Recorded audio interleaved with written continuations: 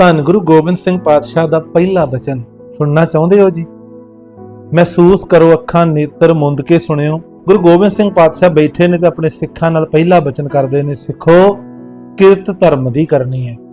ਧਰਮ ਦੀ ਕਿਰਤ ਹੁੰਦੀ ਹੈ ਜਿਹੜੀ 10 ਨੋਹਾਂ ਦੀ ਕਿਰਤ ਹੋਏ, ਜਿਹਦੇ ਵਿੱਚ ਕਿਸੇ ਦਾ ਹੱਕ ਨਾ ਖਾਧਾ ਜਾਏ, ਨਾ ਆਪਣਾ ਖਵਾਇਆ ਜਾਏ, ਉਹ ਕਿਰਤ ਹੁੰਦੀ ਹੈ ਧਰਮ ਦੀ।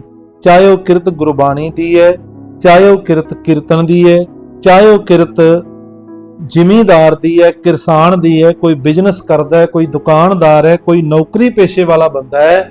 ਉਸ ਕਿਰਤ ਦੇ ਵਿੱਚ ਦਵੈਸ਼ ਨਹੀਂ ਹੋਣੀ ਚਾਹੀਦੀ, ਉਹ ਕਿਰਤ ਧਰਮ ਦੀ ਹੋਣੀ ਚਾਹੀਦੀ ਹੈ। ਧਰਮ ਦੀ ਕਿਰਤ ਕਰਨ ਵਾਲਾ ਕਿਸੇ ਦਾ ਮਾੜਾ ਨਹੀਂ ਸੋਚਦਾ, ਧਰਮ ਦੀ ਕਿਰਤ ਕਰਨ ਵਾਲਾ ਕਿਸੇ ਦੀ ਕਿਰਤ ਵੱਲ ਮਾੜੀ ਨਿਗਾਹ ਨਾਲ ਨਹੀਂ ਦੇਖਦਾ। ਗੁਰੂ ਗੋਬਿੰਦ ਸਿੰਘ ਦਾ ਪਹਿਲਾ ਬਚਨ ਮਨ ਵਿੱਚ ਵਸਾਇਓ, ਕਿਰਤ ਧਰਮ ਦੀ ਕਰਿਓ। ਆਪਣੇ ਧਰਮ ਦੇ ਵਿੱਚ ਰਹਿ ਕੇ ਜ਼ਿੰਦਗੀ ਜਿਉਣੀ ਸਿਖਾਈ ਸਾਨੂੰ ਗੁਰੂ ਗੋਬਿੰਦ ਸਿੰਘ ਪਾਤਸ਼ਾਹ ਨੇ।